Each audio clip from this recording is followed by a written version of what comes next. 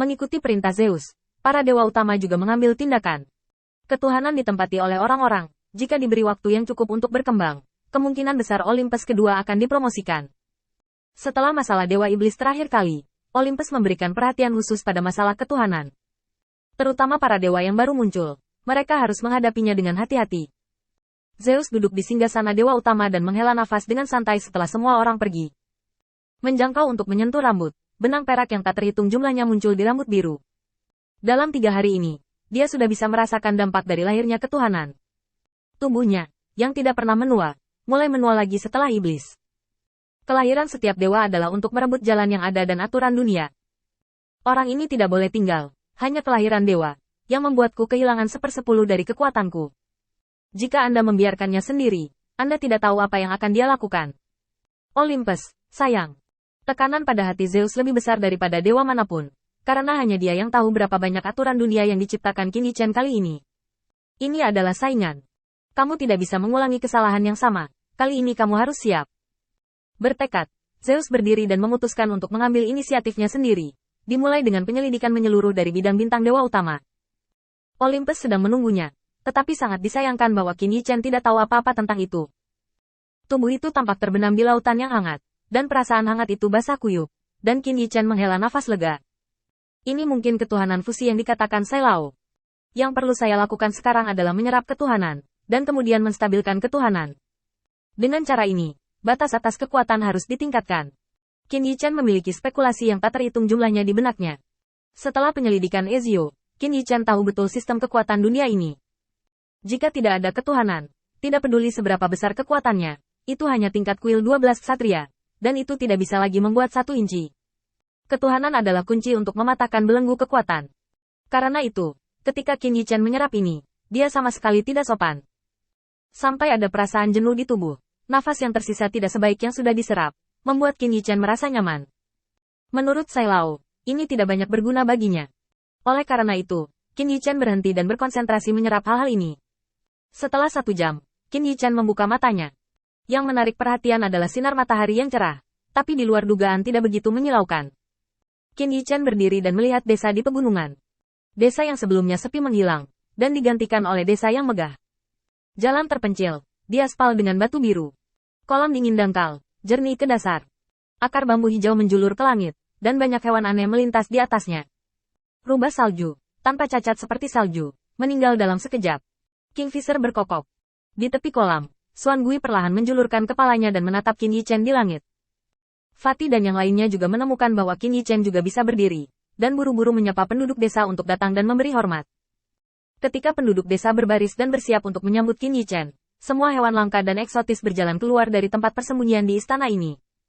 Sama seperti penduduk desa, berdiri dengan rapi, bahkan Xuan Gui, makhluk yang tidak bisa memanjat di mata orang biasa, membawanya kembali dan berlari sepanjang jalan. Kacamata seperti itu semakin memperkuat kesetiaan semua orang kepada Lord of Light. Bahkan hewan pun tahu siapa yang harus dipilih, bukan? Selamat datang di Tuhan. Qin Yi perlahan jatuh. Istana ini. Qin Yi tidak menyembunyikan keraguannya sedikit pun. Lagi pula, dia tidak tahu berapa lama dia koma. Jika itu adalah istana yang dibangun oleh penduduk desa, masalahnya akan serius. Jika saya tidur terlalu lama, situasi eksternal dapat berubah lagi. Pria gemuk itu melangkah maju dengan senyum di wajahnya dan datang ke Qin Yi. Tuan Hui Guang, ketika Anda menyerap ketuhanan, istana-istana ini akan menggantikan desa kita. Ini adalah keajaiban. Terima kasih Tuhan Guangzu atas berkah dan berkah Anda. Pria gemuk itu membungkuk, kata-kata terima kasih dari penduduk desa. Sai Lao melangkah maju. Hui Guangzu, ini adalah kuilnya. Ini adalah penghalang yang akan muncul setelah para dewa diserap. Kecuali Lord Guangzu jatuh, kuil ini akan menghilang. Tapi seperti yang bisa Anda bayangkan, Lord Guangzu pasti akan hidup selamanya, dan kuil ini akan hidup selamanya. Setelah mendengarkan, Qin Yi bertanya, berapa lama waktu yang saya butuhkan untuk menyerap ketuhanan? Sai Lao menatap langit di luar. Sekitar 3 jam. Qin Yi akhirnya menghela nafas lega. Untungnya, itu bukan koma selama beberapa tahun. Jika seperti itu, Aula Suci Zan akan pulih sejak lama dan mengalahkan ras naga hitam. Kalau begitu ikuti aku ke aula. Aku punya sesuatu yang penting untuk diumumkan hari ini. Semua orang dengan cepat mengikuti.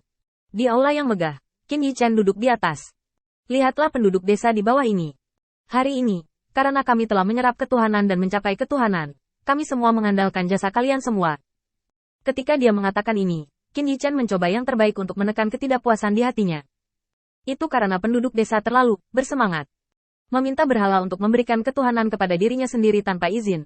Ini membuatnya kehilangan kesempatan besar untuk memahami kekuatan iman. Satu-satunya hal yang dia masih mengerti sekarang adalah menggunakan iman orang percaya dan memberi mereka kekuatan iman. Tentu saja, sebelum menggunakan metode ini, restu Qin Yichen diperlukan. Pinjam media dari tubuh sebagai tanda kekuatan iman. Hanya metode ini yang dapat digunakan saat ini, dan Qin Yichen secara alami ingin menggunakannya sesegera mungkin. Batuk yang lembut. Gemuk, kamu datang.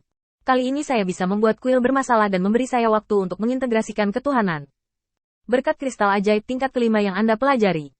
Biarkan Anda melayani sebagai wali kiri, dan Anda akan terus mempelajari kristal ajaib. Di masa depan, hal ini bagi kita untuk bertarung melawan kuil. Sarana penting.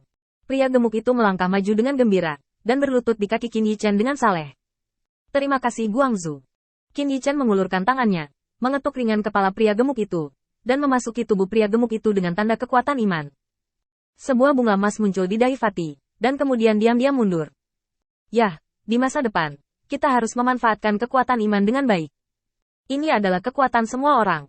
Jangan mengecewakan harapan semua orang padamu. Pria gemuk itu bangkit, sebelum dia sempat mengucapkan kata terima kasih. Tiba-tiba wajah berubah.